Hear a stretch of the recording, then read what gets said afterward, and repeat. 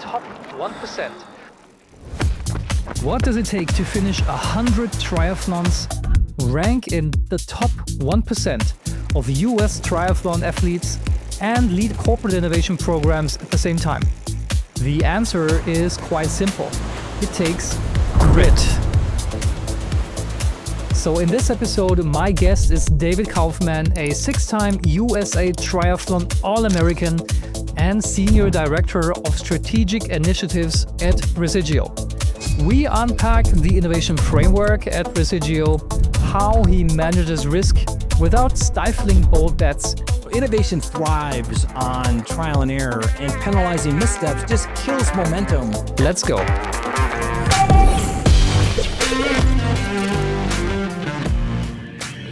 So, David, you have been racing triathlons since 1983, which is, an impressive number, over 100 races, you told me.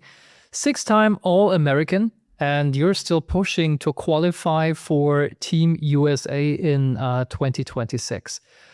Tell me, what keeps you going after all those years? Well, Christian, I would say that I am an endorphin junkie with a competitive problem. So I love the endorphins. I love the endorphins after a race or after a hard workout. That high that comes from actually pushing yourself really hard. Those endorphins that get in your system. And then I'm super competitive. I love to compete. It's just in my DNA. So I have to do it. I have to have a competitive outlet. Because triathlon is super hard.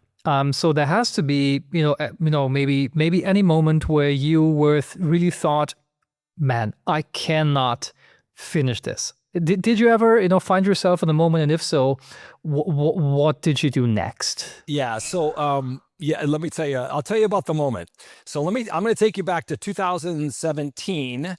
And we're going to go to Lake Geneva, Wisconsin. So that's about 90 miles west of Milwaukee, a couple hours north of Chicago. So it's in Wisconsin.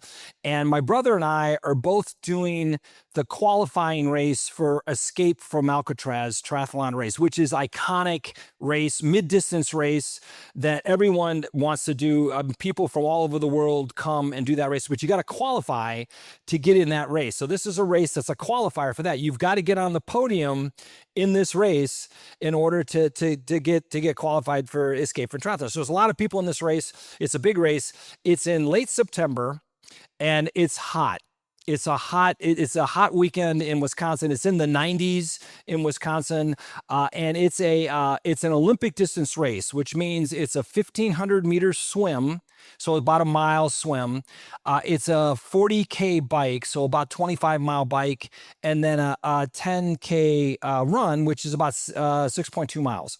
And so it takes you about 2.5 hours, or takes me about 2.5 hours to do that race. And we start about 7, so you're gonna finish somewhere in mid-morning, and it's gonna be hot, right? So I'm having a good race. Everything's coming, everything's falling into place, and I'm probably about 1.5 miles to 2 miles from the finish, right, in the run. And so it's a 2K, 3K from the finish. And all of a sudden, man, it just hit me. Like I've got hardly anything left in the tank.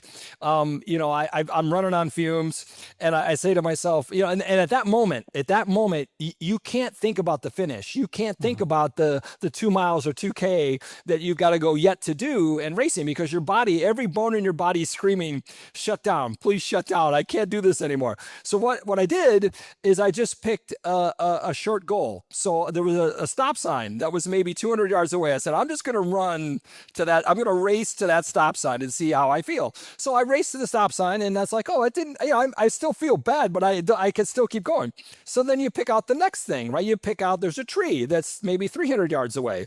And so then you race to the tree. It's like, that wasn't too bad. And then there's a driveway. And then you just keep finding these things that are like 200, 300 meters away. And you just keep racing to those things to just see how, and kind of make these small little goals. And pretty soon, one of those things is the finish line. And then you're just running past the finish line. And so that's how I finished that race. And I got third. So I qualified to go to Alcatraz, and my brother got first. And so he qualified. So we were both able to go. Our goal was to both go to race the Escape from Alcatraz triathlon, which is a whole nother story, Christian. That's a whole nother level of racing in that race. That was a really iconic and fun race. Oh man, so I mean, this is really impressive, yeah. So running a triathlon at its own is super impressive, but then don't get me even started on the Alcatraz thing. Maybe you can share a story or two later. But what I think is interesting is that you have drawn a striking parallel between that sport, so triathlons, and innovation, and that's also why we speak today. But first of all, for those who are not familiar with what Resideo it does and what kinds of products and solutions you are bringing into people's homes, can you share an idea of what you're doing, what the products are, before we dive deeper? Yeah, sure. Yeah, so Resideo is a leading manufacturer, developer, and distributor of technology-driven sensing and control offerings for residential or commercial end markets or facilities or users. We're a leader in products for home heating, ventilation, air conditioning, smoke and carbon monoxide detection. We also offer safety and security products and systems. We're in over 150 million homes and commercial spaces globally, and we sell tens of millions of new devices annually. So, and I think you have, what is it, 15, 16, 20,000 employees. So a massive That's right. corporation. Yeah, about 7 billion in size, Yeah. almost 7 billion, and like 15, 16,000 in size company. Yep. Yeah, very important player. So, and that's interesting because the parallel between triathlon and innovation. We talked about this before the episode, and you kind of have put it into 3 steps. Yeah, so you have swim, bike, and run for sure in triathlon, and you have, let's say, ideate, incubate, and scale and innovation. How did you make that connection? Yeah, well, it's interesting. I mean, I've been doing both of them for years, right? And actually applied a lot of the same disciplines and just learned a lot from both of those different frames, a sports framework, which you just described, and an innovation framework. But when it really hit me is I was asked to do a talk at a recent conference here in Phoenix, and I was a late speaker, late entry for this conference. And so I thought, I didn't know what I was going to talk about. So I went in and I studied I went in and looked at the website and studied all the speakers that were speaking at the event and their bios, and I thought, oh, holy cow, these are really great speakers, really great bios, really great topics. Because I thought I wanted to complement what they're doing, because all these speakers are going at the same time, so I want to draw people to my speaking event with my team and the talk we were giving, and so I just really wanted to find a way to differentiate myself. I said, well, none of those speakers are 6-time All-American triathletes. I said, maybe there's something there. So I started digging in that, and then the swim, bike, run, and then the way we think about innovation in ideate, incubate, and scale. The threes. It just kind of all came together. And quite frankly, I went to ChatGPT and said, how many similarities are there between these, the sports framework and this innovation framework? I got this huge long list, and I said, okay, that's my talk, right? I'm just going to pick out a few things and things that I agree with, and that was kind of the genesis of the whole thing. And it just kind of took off from there, and it was well received at the event, and there's just a lot of similarities. There is, and I think with more than, I guess, 4 decades, is it? Yeah, 40 years and innovation and board roles like CSA and HCA. Well, what is something that you have learned that most innovators still miss? Yeah, I think it's falling in love with the problem. You got to fall in love with the problem first. As innovators and as engineers, which I got an undergrad in industrial engineering, so we want to go work on the shiny object. We want to go work on the new cool thing, the new cool app. We want to go work on the solution, when in reality, you really need to fall in love with that problem, really understand the pain points, really understand the users, the consumers that have that problem. And when you really fall in love with that, you really understand it in detail. And then that informs the solution. You get better requirements because you've fallen in love with the problem. And I think we jump too soon. We all think we know what the problem is, right? At a high level, at 30,000 feet, we know the problem. We all want to jump and go work on the solution, because that's the cool thing. That's the fun thing. And really digging into the problem and really falling in love with it is super, super important. So then let's draw the connection between triathlon and innovation, and let's walk through it. So you have to start somewhere, right? That's true, of course, for innovation, but that is also true for sport. So let's start with sport, with triathlon. How does your how to choose the starting position? I mean, I could imagine there is certain strategies that might set up you for success versus, just going there and starting the race. So what's kind of the recipe for success? Yeah, so I'll talk about start position, both in the physical start position and then also kind of conceptually, right? Start position for me is really about managing risk to set yourself up for success in triathlon. So my start position starts days before the actual start of the race. I mean, I am tapering my training so that I am in physically peak. I'm physically peaking at the moment of the race. I'm dialing in my nutrition so that I'm properly carbo loaded and properly hydrated and all the other things I do from a nutrition perspective. I've actually drove the course. I've drove the course several times, so I understand the course. I know every turn. I know everything that has to everything you have to do on the course. And then the night before, I'm actually visualizing the race. I am racing the race before I've actually raced the race. All that happens before the actual start of the race. And then at the start of the race, let's say because you swim and then you bike, then you run. So the swim's the first part. So let's say it's a lake. It's an open lake swim. And that's a lot of those out here in Arizona. And so you do need to physically pick the right start position, and you got to strategically think about what you're going to do for that start. Because what kind of start is it? Typically, their mass starts out here where they blow the horn and everyone takes off. And so you got to know, like, how far away is that buoy? Is it 300-400 yards out? And where is it at? Can you see it? What's the wind conditions? What's the weather conditions? What are the waves like? Are you going to get blown around a lot out there? How big of a corral are you taking off with? How many triathletes are actually in that corral? And quite frankly, how good are they? You can kind of look at them and see, are you in with a bunch of the hot shots that are the super fast guys? And so you got to physically put yourself, in position so that you want to get some clean water. If you're a fast swimmer, you get in the middle and you go. And that's typically not me. I'm usually off to the side and I try and find clean water. And even if I have to go a little bit further to get to the buoy, if you're in clean water and you don't have to stop, you may swim an extra 8 or 10 yards because you're out on the edge, but clean water is really key. So the start position is really about just managing risk to get that best position you can to go fast in the race, because the goal in triathlon is to go fast.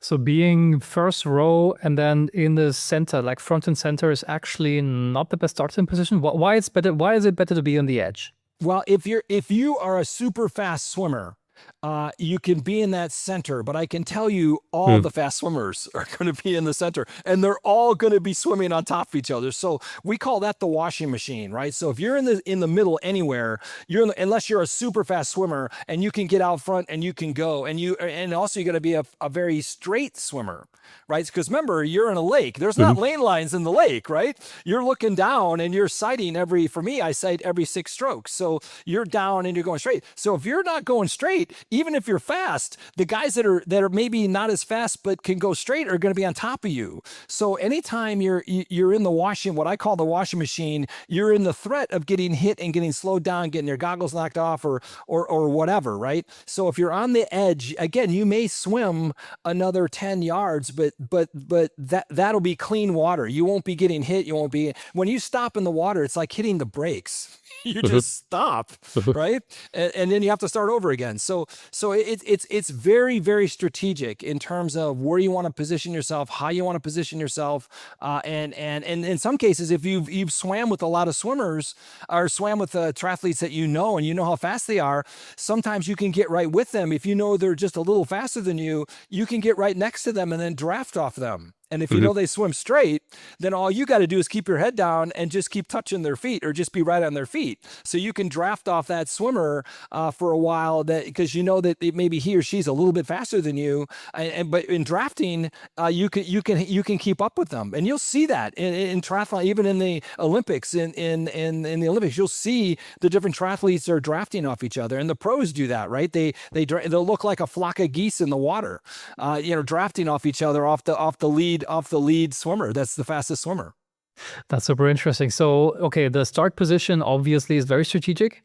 First row, front and center is not always the best choice, which brings me to corporate innovation, because it's interesting. I mean, we hear often, from the loudest, who just shouts the most, who just, falls in love with the problem, who has the best idea whatsoever, who has the best internal politics is going to win. But of course, that's not truth. That is corporate innovation theater.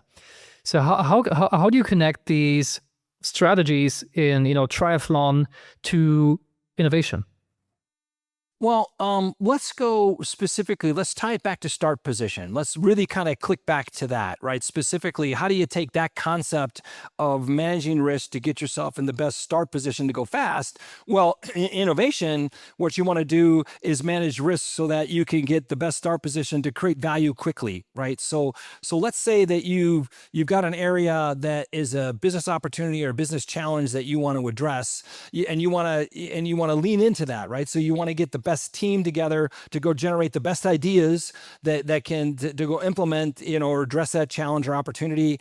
You want to make sure that you've got a small group of the best folks that can go in and assess those ideas against the best criteria to go in and pick those top ideas. You want to go in and do a little homework on those top ideas, maybe do a little bit of market validation, maybe do some operational validation, maybe some technical validation, and that's all before you ever go start and kicking off maybe even the project with some people to go build some things, right? You want to go in and actually get that best start position that you possibly can, and reduce that risk so that innovation, again, is about trying to create value as quickly as you can. And so just like when I do in triathlons, my start position starts way before the start of the race. Same thing here, right? Your start position, you need to be doing a lot of the homework and a lot of the work ahead of time so that when you actually do kick in and start doing a lot of work, you've reduced a lot of risk in order to make sure that you've got the best starting position.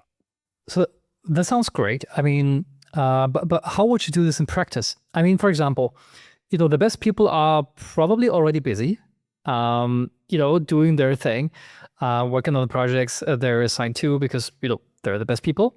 So how do you assemble, the best fit team for an idea? Or, if I, have the best idea, why don't those people just go off and, create a business for themselves and, just do it? So how do you do this in practice? How do you get, prepared in the best starting position in real life? So you're saying I can't just do it on my charm and my good looks?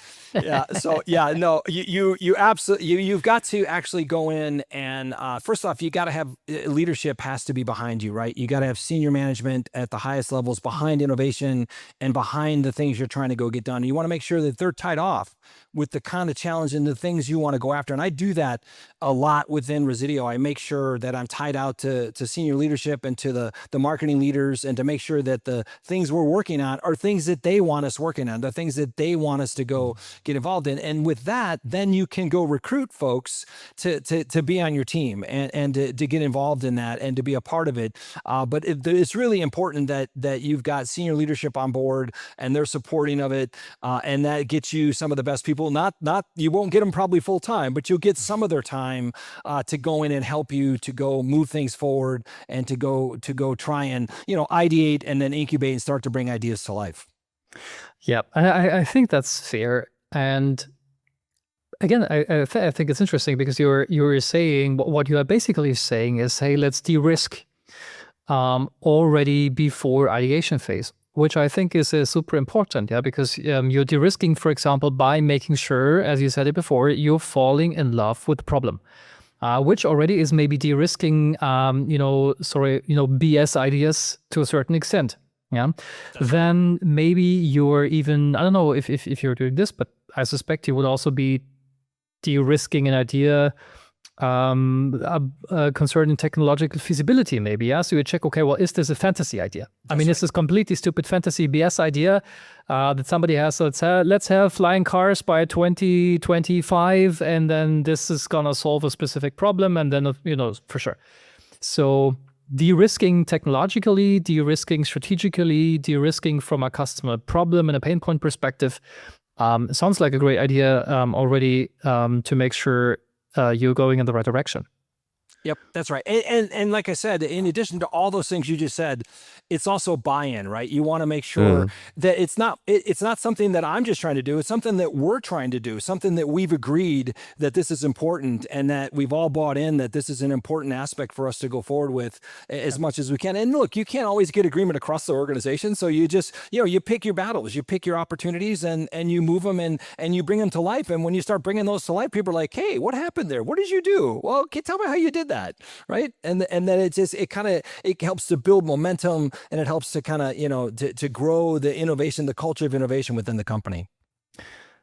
So does this approach then lead to incremental innovation only? Because transformational bets, they are hard, they are rare, and they of course rarely win, which makes sense, of course. But when they do, they can redefine markets. So how would you defend investing in them? Because maybe they're not directly addressing a customer pain point. Maybe they're, a little bit more vague or far out, and that the odds are rather low. How do you defend them? Yeah. So first off, a transformational bet's not the only bet you make. So you got to be careful, right? So for us, what we've done here at Resideo is we view innovation in a portfolio manner. So you've got to have certain projects or ideas that are low risk, low return. You've got things that are medium risk, medium return, maybe adjacencies to the business.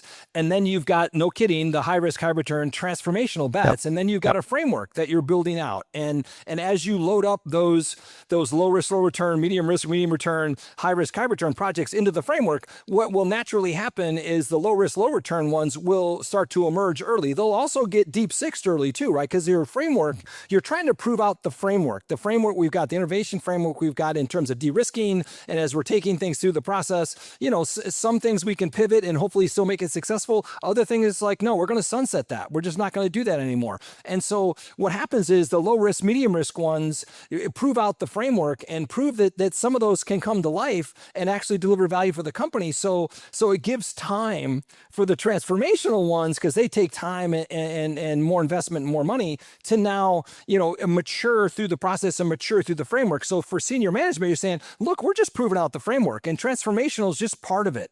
And it's not the only bet we're making. It's one of the bets we're making, and we've proven out the framework. So let us keep working the process. We still may deep six that transformational project, but it might just keep going. We may pivot and keep going. It's the framework that's important, and you need some low risk, low return, medium risk, medium return projects to show success in the framework. And then that's how you really lean into transformational, because if you just place that bet and that's the only bet you place, it's, to your point, it's hard to convince people to keep investing in that. But instead you're investing in the people, you're investing in the framework, you're investing in the idea, and then you appreciate kind of what's happening. And then transformational is just another piece of that overall framework.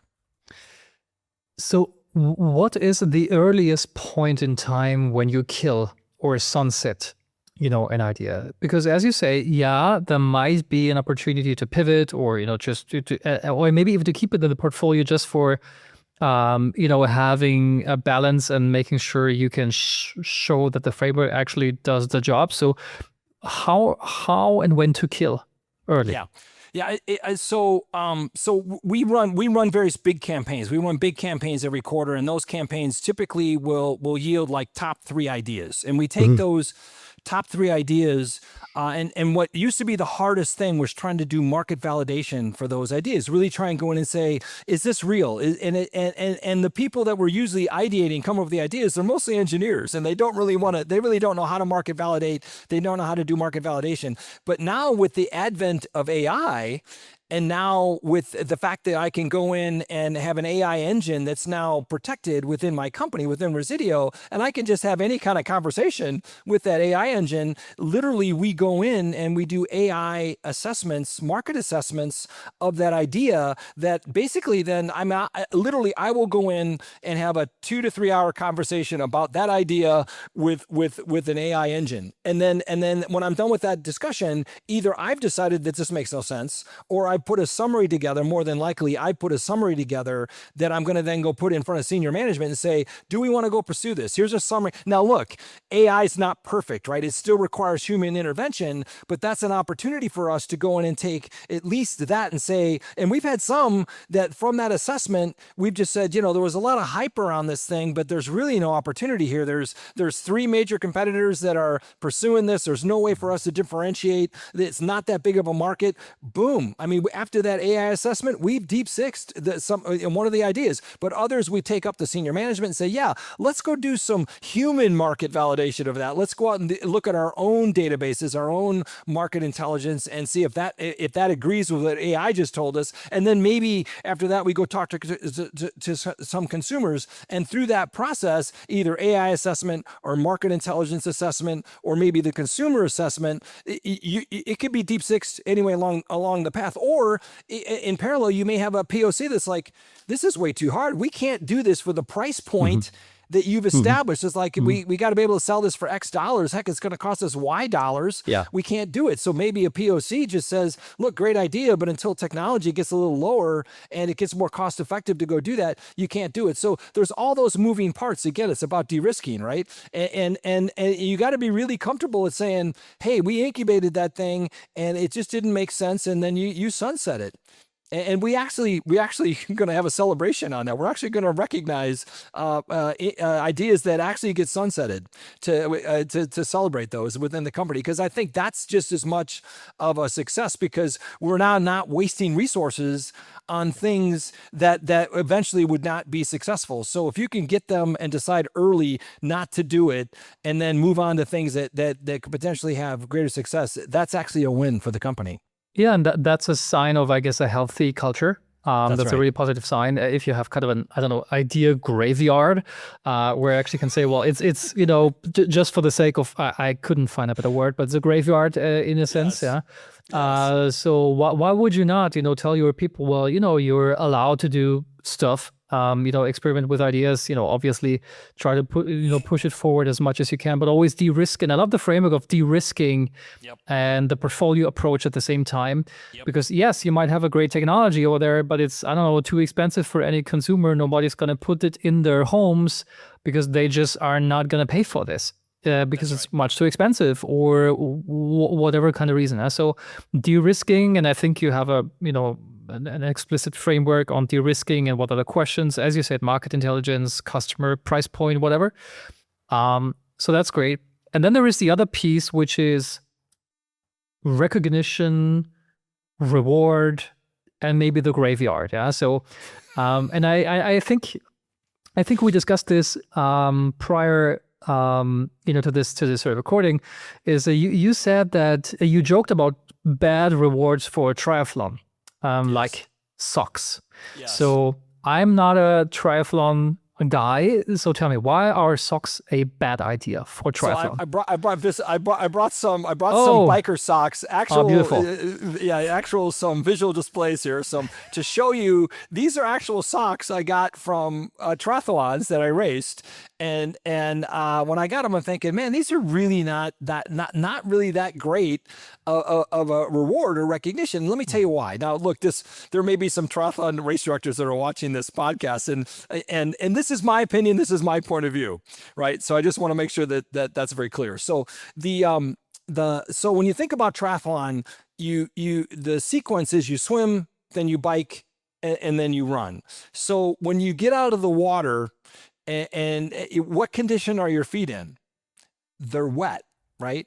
And how easy is it to put on socks when your feet are wet? Because remember, the clock doesn't stop because you're in transition between swim and bike. The clock is still running.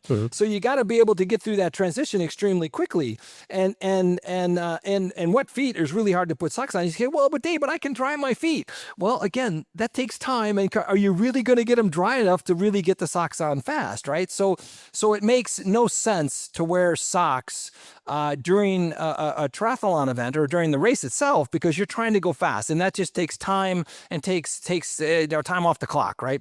So So we're not going to wear socks in the race. So that you can say, but Dave, wait a minute, time out. I can wear these in training. I can wear them when I'm training out on my bike. So it's still something I can wear when I'm training on my bike. Well, we just agreed that you're not going to wear socks. You're going to go sockless in the race in your bike shoes. So you've got to toughen up your feet so you don't get blisters in the race, in the bike. So in order to toughen up your feet and make them tough for the race, you can't wear socks while you're training because you got to not wear socks then. So you're toughening up your feet for the race. So socks make absolutely, in my mind, no sense because there's two uses for these socks. I wear these on St. Patrick's Day because they're green. And I have these as extra dress socks just in case I need some dress socks. Otherwise, those would have been thrown out. I wouldn't have them here as visual aids for you, Christian. And for everybody who is not seeing the video and just listening on Spotify or Apple or whatever, so Dave, you have a fantastic pair of brand new socks. One is super Never green. been worn. Yeah, but that's none of my business. Yeah, but one of them is super green. One of them is black. But what you're saying is that's actually another reward. That's a handicap in triathlon.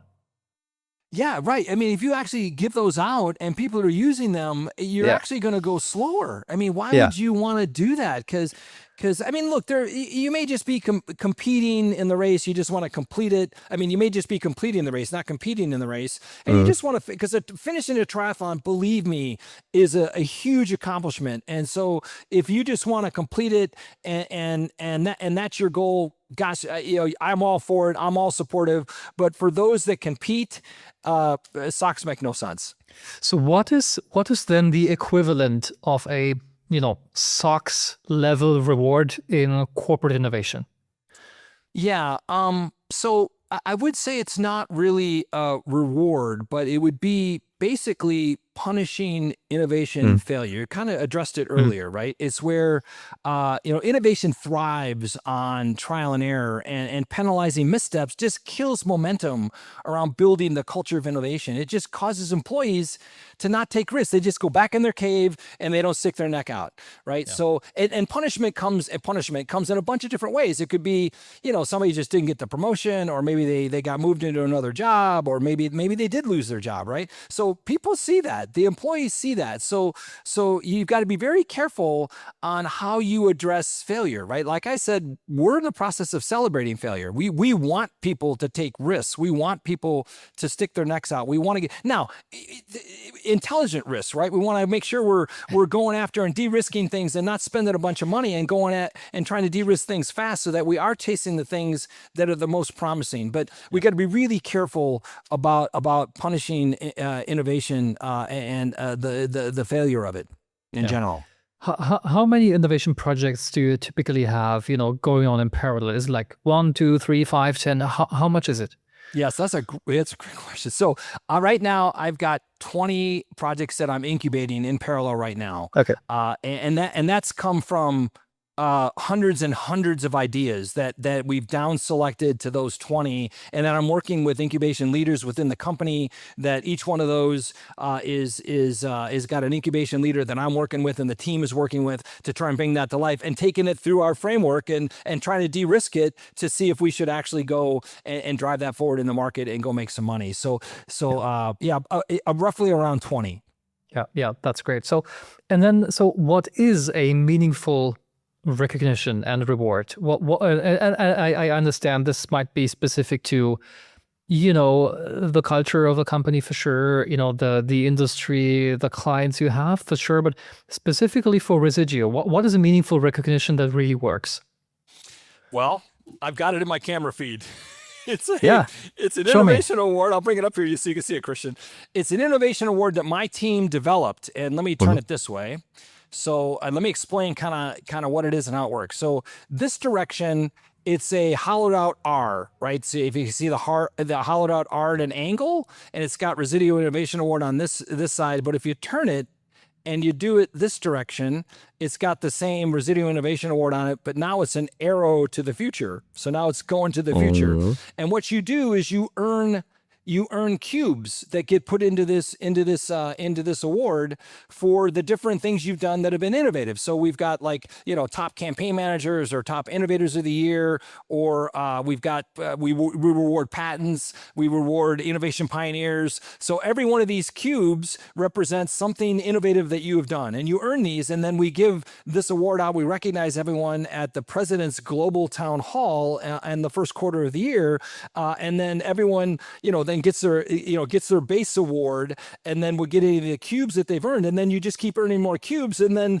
it's become pretty desirable, and people do what I'm doing. They put it in their camera feed, right, or they post it on LinkedIn, and it's gone over very well. We're actually expanding that award to recognize other kind of accomplishments within the company. So it's gone over very well. This is insanely cool. So if I counted correctly, there is 12 spots you can fill within this frame. So what happens after 12? Yeah, Chris, you actually did that math pretty quick. Yeah. So it actually holds 24 cubes, right? 12, 24. Single line, but you can hold 24, for double line. And then once you fill that up, we just send you another base award. Yeah, the base award meaning the R with this, and then you can start filling. So you can have, I've just got one. I haven't got mine filled up yet, but we just send you another base award, and then you just keep filling up cubes. Yeah, it's pretty cool. I got to tell you, it's gone over very well. This is actually, it's really pretty cool. So for anybody, who's still, relying on the typical, handshake once a year innovator award, this is a great idea. And again, if you're listening only on Spotify without video or Apple, turn on the video, turn over to the video so they actually can see what David was just showing into the camera. That's pretty interesting stuff. Yeah, I'm very thankful and grateful to my team who actually leaned in to go and develop that. That wasn't just me, it was a whole team. And we went through 5 prototypes to get to that final award. So we didn't land on that thing initially. It took an effort, and we went through various different prototypes. We just treated it like an incubation project, right? We just kept innovating, incubating, and prototyping and pivoting, and ultimately landed on that one. I was just going to ask you, did this idea emerge from one of your campaigns? So the way it came about was we knew we wanted to have some kind of innovation award. We knew we wanted to recognize, I knew it was important. Actually, it was keeping me up at night, right? Because I knew I wanted to do something special, because the thing for me that is most important for me as an innovator, as an ideator, is just recognition, right? I mean, yes, promotions are great. Yes, the money is great, but I just want to be recognized for my idea. So I wanted to make it very individual, really celebrate the ideator and the incubator as much as possible. So, and it hit me kind of in the process when we started doing this. We started working with an outside firm.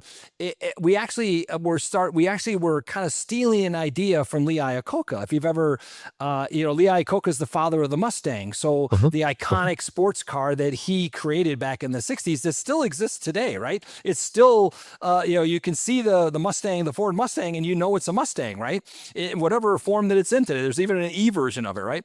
So what he did when he went to go develop the Mustang and design the Mustang, he actually went to outside developers or designers to actually had like a contest to create designs, and then those designs and those designers working with his internal designers came up with the final design for the Mustang. We did the exact same thing. We worked with just this great outside design firm that gave us a bunch of really great ideas that actually worked through all the prototypes with us, and then ultimately working with our internal designers and the whole team, it actually came and landed on that. So it was this joint effort, and we actually stole a bit of an idea from Lee Iacocca and the Mustang.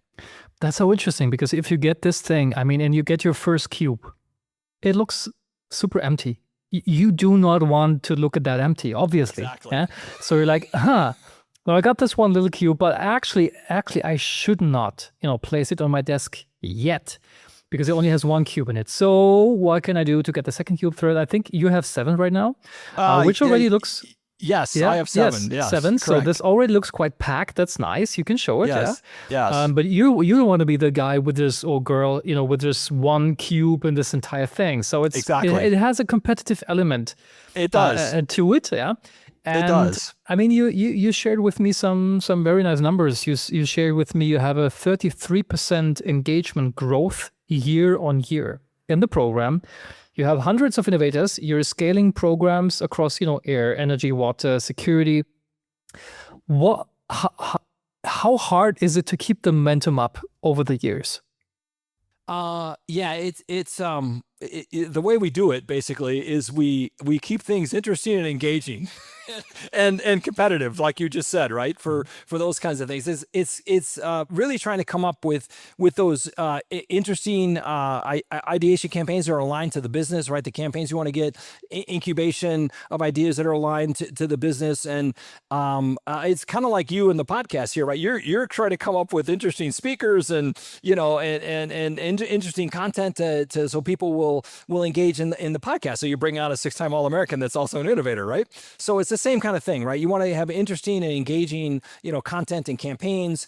And then the other thing is you want to get some quick successes that you can build on, right? It gets back to that framework I talked about earlier, right? You want to have some low risk, low return, medium risk, medium return bets you're placing so that you can show success and you can point to success, right? And say, hey, this is working. We've saved so much money here, or we've now, we've done various things within the company that came from, our ideation process and from our innovation process that are actually having real impact on the business. So that also builds momentum and gets people to want to be a part of it. And tell me a little bit about the campaigns. You said they're quarterly, so I think I might be wrong. I might be getting this wrong. So you have these campaigns. They're obviously centered around, maybe, I don't know, what are they centered around? Is it a customer challenge? Is it a customer insight? Is it a technology insight? How do you come up with the topics for a campaign? Who's coming up with them? Is it you? Is it from somewhere else in the business? How does the process look like? Yeah, it's evolved over the years. When I first started, so we've been at this for 3 years now, officially, launching ideation campaigns within the company. And so when I first started, I went to all the senior leaders individually and said, hey, what challenge are you faced with? Because they're all faced with challenges that you'd love to get a bunch of great ideas around to try and go in and really solve that and actually maybe incubate those things and bring those things to life. And so, I went and talked to the finance leaders, or I go and I talked to the senior leaders, or I talked to the marketing leaders, and I'd have some ideas in my head on things that we could go do. So I wouldn't go in there empty handed. I would walk in with, hey, here's the 3 or 4 things that I think, we're faced with in the company that's kind of in your wheelhouse that maybe we could go create a campaign around. What do you think? And then we'd use those 3 or those 2 or 3 or 4 as kind of level setting, and then we'd eventually land on either one of those or maybe another one. So I started out there and actually had campaigns, finance campaigns and different marketing kind of campaigns and yes, product campaigns. I mean, all kind of operational campaigns, customer service campaigns, all kinds of things initially. And then what we've done here recently is we've really started to align the campaigns to NPI. We really want to drive more new products into the market. So I'm really working very closely with the marketing team and the marketing leadership team to really say, hey guys, what are areas that you see that are opportunities for us for either an adjacency, maybe some new kind of feature for an existing product, or maybe a whole new product that we could go after, that we can pursue, that you want to, we've got this asset in the company, hundreds of ideators around the globe that you feed them this campaign and they'll just ideate the living daylights out of it. They'll come up with all kinds of ideas, right? So which of these areas, it's not just you guys as a marketing team, this is like cutting loose, this is releasing the Kraken, the innovation Kraken, to come in and help you with ideas that you could go and, help you to go address that market or address that opportunity. So I'm doing more of that now kind of within the last year. And we're finding that to be very successful because that also helps the people get engaged in that, because they see like, oh, you're aligning to the business, and oh, you're trying to do this new thing that's a new thing for comfort, or a new thing for security, or a new thing for safety, right? The areas, the wheelhouses we're already in, and then people are like, oh, I want to help with that. I want to be a part of that. I got some ideas around that. So that helps with the engagement too. We've gotten unbelievable quantities of ideas, for those campaigns, because they can see it. They see the vision. It's not just like solving a customer service problem, which is important. It's really, no, we're going to go take on, this new market or this new opportunity, and people want to provide ideas to be a part of that. So that's great. And then, by the way, just out of curiosity, where does it sit in the organization? Does it sit in the marketing and the product, or is it corporate innovation a separate group? Where is it? Yeah, so innovation, it's kind of moved around a bit, but it's actually within our products organization, which our products and solutions organization, and my boss actually is on that staff, the staff of he reports right into the president of what's called our products and solutions business.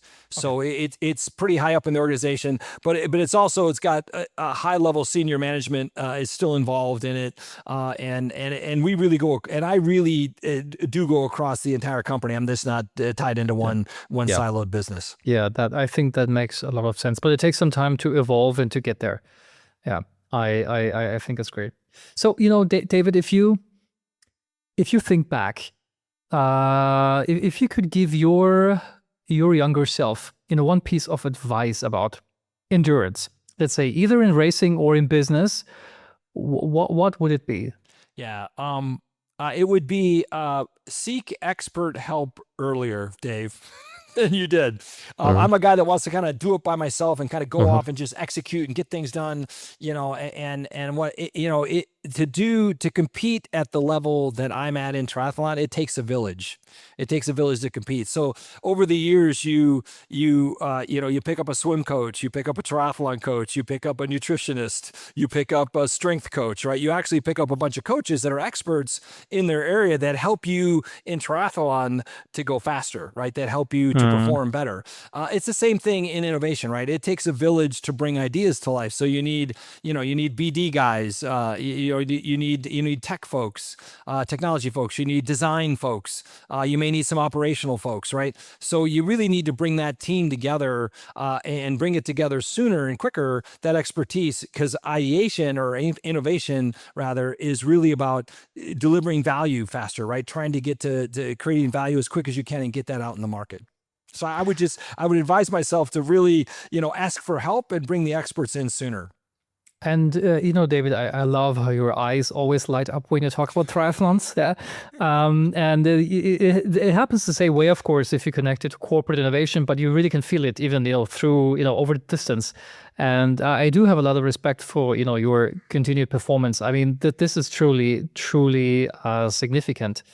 And before this conversation ends, we have a tradition on this podcast where my previous guest leaves a question for the next guest, but without knowing who my next guest is and what we are going to talk about. And the question for you, it's tailor-made for you. The question is, David, was it worth it? Absolutely. It has been a great ride. I wake up every day and pinch myself to make sure it's not a dream, because I'm living the dream right now. Racing triathlons and bringing ideas to life, and just, creating all kinds of value. It's a dream come true for me. And I'm excited to be here and have been on that ride. So everybody in corporate America, listen to this guy. David, it has been a pleasure. Thank you so much. Thank you so much for your time. Thank you so much for sharing this. I think the concept is really interesting, drawing the connection between triathlon, performance sport, competition, and then also the corporate world, which Resideo obviously is in competition with so many competitors in other products around the globe. So the connection feels very natural. Thank you for pointing this out and raising this. And it has been a pleasure having you on the show, David. Thanks for having me. And to our listeners, if you have not subscribed yet to this podcast, please go ahead and do so. It is a small thing, and it will help us continue to make the show better and better. So my promise to you is that we will continue to do the best to deliver exceptional value at no cost. So if you're not already a subscriber, please go subscribe now. Thank you for listening. Take care. Bye-bye.